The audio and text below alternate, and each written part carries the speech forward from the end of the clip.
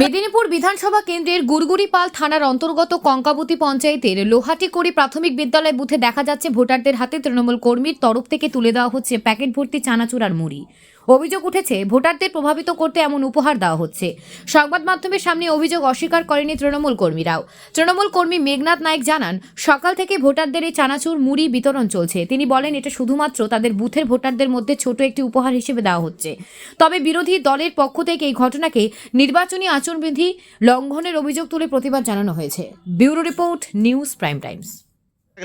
ভোটারদের জন্য এই যে মুড়ি আর ছোলা সব ভোটারদের জন্য। হ্যাঁ, সকাল থেকে কত ভোটারকে দিলেন? দেওয়া হয়েছে প্রায় 100 খানে। কি কি আইটেম রেখেছিলেন? ওই তো ছোলা এনেছিলাম, ছোলা শেষ হয়েছে, চনাচুরি এনেছি। কাদের পক্ষ থেকে করা হয়েছে? সবাই নিচ্ছে মুড়ি। এটা কোন জায়গা? লোহাটিগড়ি বুথ। হ্যাঁ, প্রত্যেক ভোটে এরকম করে না, আর অন্য কোনো আইটেম থাকে? এরকমই থাকে। শুকনোই থাকে? হ্যাঁ, সেগুলোই থাকে।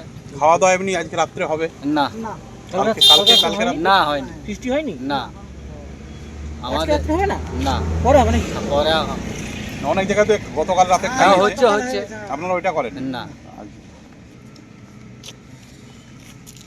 চলো ঘুরে আসি। তো কি নাম? মেঘনাথ নাই। মুড়ি দিয়েছি, ভোট দিয়েছো? ভোট দিয়েছি, এই ভোট দিয়েছে। কারা মুড়ি দিচ্ছে? এই তো আমাদের এখানে পার্টি যায়, তারা কর্মীরা তারা দিচ্ছে। পার্টি বলতে কোন পার্টি? টিমস কি মুড়ি দেওয়া হলো? এটা মুড়ি আর চানাচুর।